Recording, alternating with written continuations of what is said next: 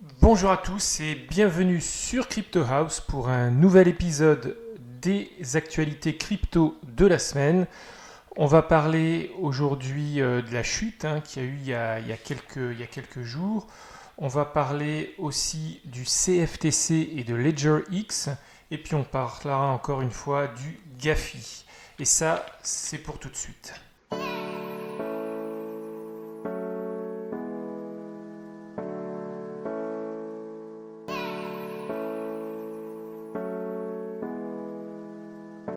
Alors, on va démarrer comme d'habitude par l'analyse du market cap. Alors on voit aujourd'hui on est à 338 milliards, ce qui est bien en soi. Par contre, par rapport à il y a 24 heures, on est beaucoup plus bas puisqu'il y a 24 heures, on était à 386 milliards. Donc il y a eu une grosse correction. Euh, à mon avis, c'était une correction qui était nécessaire parce que la montée qu'on a vue ces derniers jours n'était pas très saine. Et maintenant, j'espère qu'on va revenir vers une courbe beaucoup plus lissée parce qu'avoir 15% de progression comme ça par jour, c'est franchement pas sain. Parce que si on revient un petit peu sur la courbe complète, alors je sais pas, on risque d'être caché un petit peu. Je vais voir, voilà, là, ça devrait pas être caché par ma tête. On voit que là, on est sur quelque chose d'exponentiel. Et quand c'est exponentiel comme ça, c'est pas bon du tout. Alors si vous êtes nouveau sur la chaîne, n'oubliez pas de vous abonner parce que toutes les semaines, je revois avec vous l'actualité crypto de la semaine. Et aussi, il y a des vidéos un petit peu spéciales, comme par exemple, hier, j'ai sorti un rapport spécial sur pourquoi le Bitcoin risque de s'envoler. Et c'est une vidéo où on passe en revue 10 points qui font que pour moi, je pense que le Bitcoin va continuer de monter. Alors, on revient maintenant sur donc cette progression et puis cette chute. Alors, si on prend ici le graphe du 27 juin ou 26 juin pendant la nuit, on voit ici une grosse chute du Bitcoin. C'est un graphe du Bitcoin en US dollars. Et là, je suis sur des bougies à un quart d'heure. Donc, on voit que sur le temps d'un quart d'heure, vraiment, le Bitcoin s'est cassé la figure. Il y a eu ensuite ici une résistance, et puis c'est remonté. Et c'est remonté, on va le voir ici maintenant, je suis sur des bougies à 4 heures. Et on voit que c'est remonté jusqu'à un niveau ici de résistance. Alors soit c'est un résistance, soit c'est un support, tout dépend si on se situe sous cette barre ou au-dessus de cette barre. Et c'est donc la barre des 11 700 $. Donc c'est une résistance ou un support qu'on a eu même en 2017, fin 2017, et qu'on retrouve aujourd'hui. Donc là on a eu, alors c'est pas exact à 100 $ près, mais en tout cas on a vu qu'il y a quelques heures là, la chute s'est stoppée, on est remonté ici au niveau des 11 700, et ensuite on n'a pas réussi à passer les 11 700. Et là, on a réussi à le passer. Et là, maintenant, on a l'impression que depuis 4 heures, en tout cas depuis ce matin, 8 heures, si on prend deux bougies, c'est une sorte de support. On va voir pendant le week-end maintenant ce qui va se passer. Alors, qu'est-ce qui a fait que le Bitcoin, comme ça, s'est cassé la figure juste sur l'espace d'un quart d'heure? Il a perdu 1700 $. Alors, normalement, quand il y a une chute aussi brusque, c'est qu'il y a de la manipulation. Et en fin de compte, on apprend qu'il y a une baleine, donc un whale en anglais, qui a bougé 8884 bitcoins d'un wallet qui est inconnu vers Coinbase. Alors, ce qui est intéressant quand même de noter, c'est que la transaction, donc on parle de 100 millions de dollars, n'a coûté que 120 $. Par contre, juste après que la transaction, que les bitcoins soient arrivés sur Coinbase, il y a eu cette chute vertigineuse, ce qui a d'ailleurs entraîné la fermeture carrément de Coinbase. Donc Coinbase, que ce soit à la fois le site web mais aussi l'app, se sont arrêtés comme ça pendant quelques minutes avant que ça reprenne. On n'en sait pas vraiment plus. Est-ce qu'il y a une cause à effet sur le fait qu'il y a un investisseur qui a mis énormément de bitcoin sur Coinbase et puis tout d'un coup le marché a chuté? Est-ce qu'il aurait passé un ordre à la baisse un gros ordre à la baisse pour vendre. On le saura, je pense, dans les prochaines heures.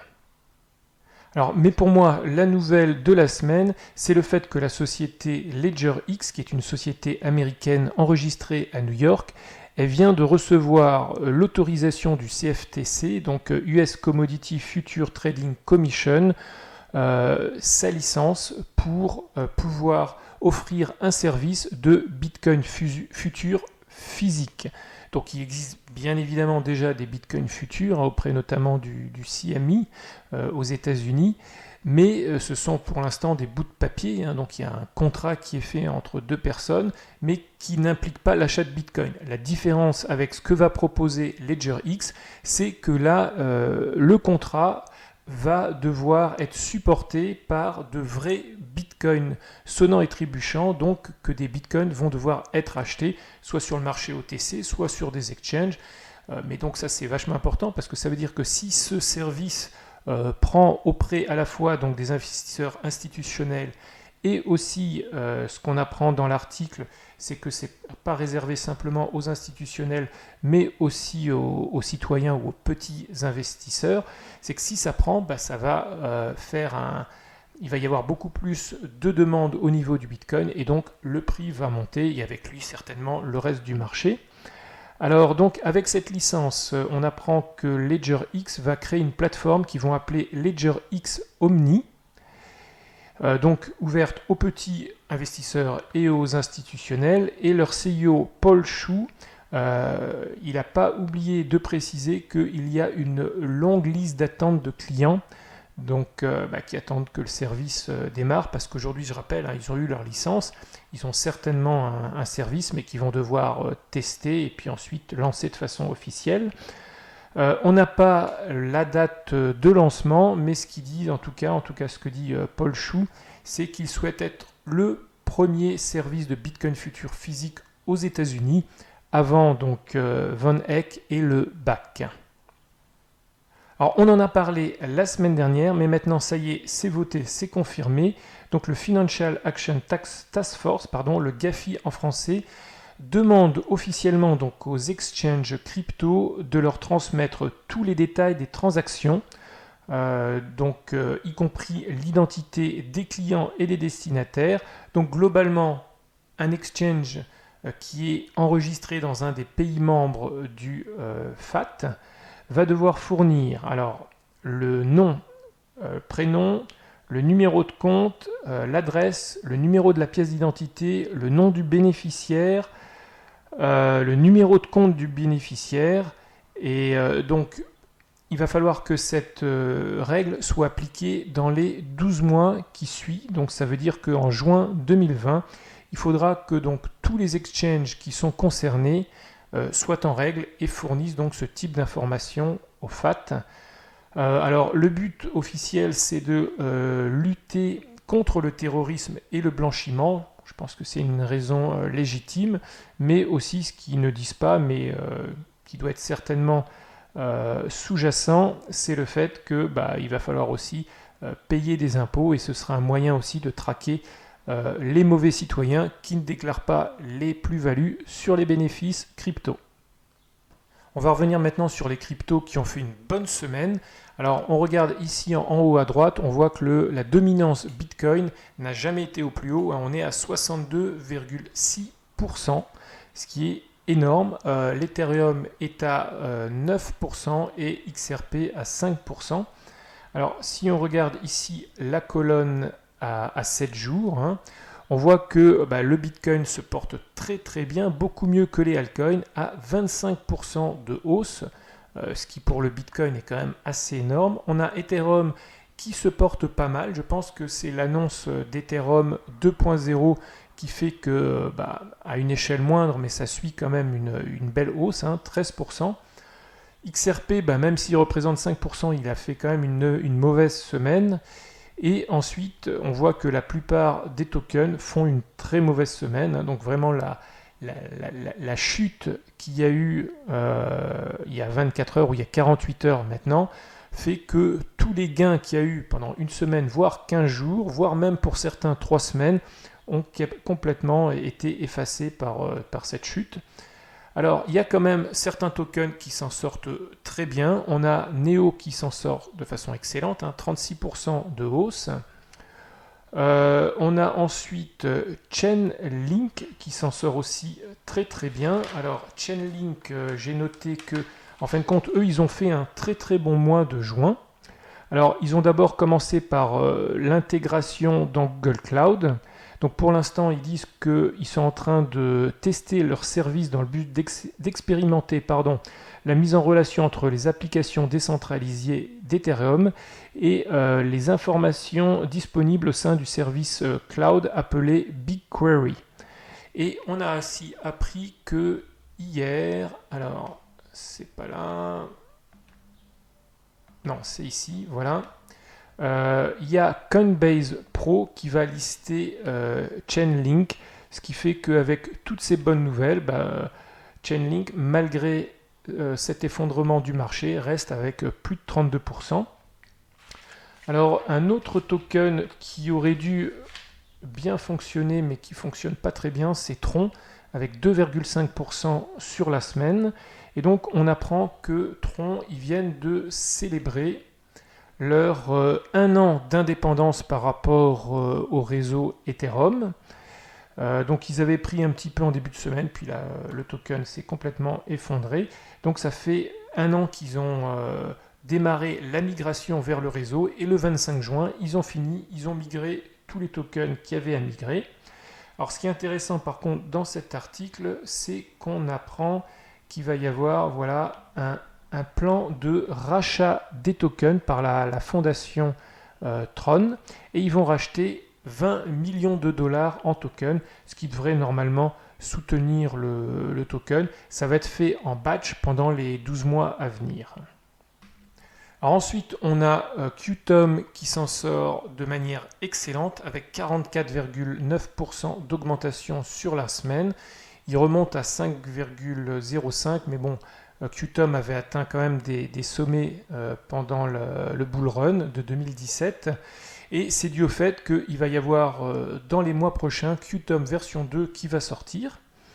Alors pour rappel, Qtum c'est un token qui suit toutes les évolutions du Bitcoin, mais en plus qui a ramené un concept de smart contract qui n'est autre en fait qu'une version hybride de Bitcoin et d'Ethereum. Donc voilà, ça c'est ce que c'est que Qtum pour simplifier.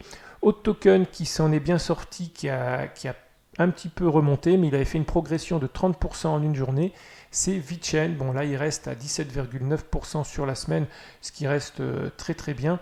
C'est dû au fait que Walmart en Chine a choisi donc VeChain Tor pour la traçabilité de 23 produits, et ils envisagent même, ils disent dans l'article, d'avoir une centaine de produits d'ici la fin de l'année. Et ils n'ont pas choisi Ethereum ou d'autres produits. Ils ont choisi VeChain. On sait que en Chine, la fraude alimentaire est un domaine vraiment important. Il y a des producteurs qui sont prêts à vendre n'importe quoi, même je crois que j'ai lu une fois du riz en plastique, ou autres produits cancérigènes pour faire de l'argent. Donc c'est vraiment un sujet très touchy et très important pour la Chine. Autre token qu'on n'a pas l'habitude de parler sur la chaîne, c'est Omisego. Et Omisego prend 28,2% cette semaine. C'est dû au fait qu'ils ont sorti leur exchange, le Go Exchange. Donc l'une des particularités du Go Exchange, c'est que c'est une plateforme qui se veut complètement transparente. Donc ils vont fournir des rapports par rapport au volume de trading. Il n'y a pas encore de détails sur ça.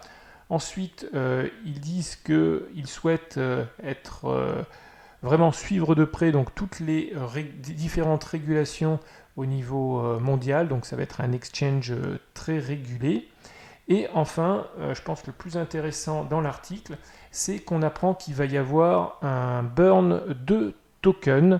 Donc pendant les 3 premiers mois, la totalité des frais de transaction gagnés vont permettre donc d'acheter des tokens Omisego et de brûler intégralement tous ces tokens. Et ensuite, après les 3 mois, c'est la communauté qui va décider du pourcentage des gains qui vont être utilisés pour brûler des tokens. Donc je pense que Omisego risque de bien remonter parce qu'il n'y a pas énormément non plus de tokens, c'est un peu plus de 100 millions. Donc s'ils brûlent des tokens et qu'ils passent par exemple en dessous des 100 millions, ça risque de faire du bien à tous ceux qui ont des tokens Omisego. Alors on va terminer par une brève sur le Bitcoin Cash SV. Et il y a ici Kevin Rook qui poste une statistique qui montre ici que le Bitcoin Cash SV il y a quelques jours avait fait 86% des transactions juste avec 86% des transactions en volume juste avec 100 transactions. Et quand on voit où se positionne le Bitcoin Cash SV, il est quand même à 3,9 milliards de dollars. Et donc, en moyenne, il y a juste quelques transactions qui génèrent ce volume, ce qui pourrait quand même montrer que c'est un token qui est supporté de manière complètement artificielle. Donc quand même, attention si vous avez du Bitcoin Cash SV à faire vraiment l'analyse qui se doit pour ne pas perdre des fonds dans le futur. Donc, dites-moi ce que vous avez pensé des nouvelles de la semaine. N'hésitez pas donc à mettre des commentaires en bas de la vidéo. Abonnez-vous à la chaîne, mettez un pouce vers le haut, c'est important pour le référencement sur YouTube. Et moi je vous dis à la semaine prochaine. Ciao ciao.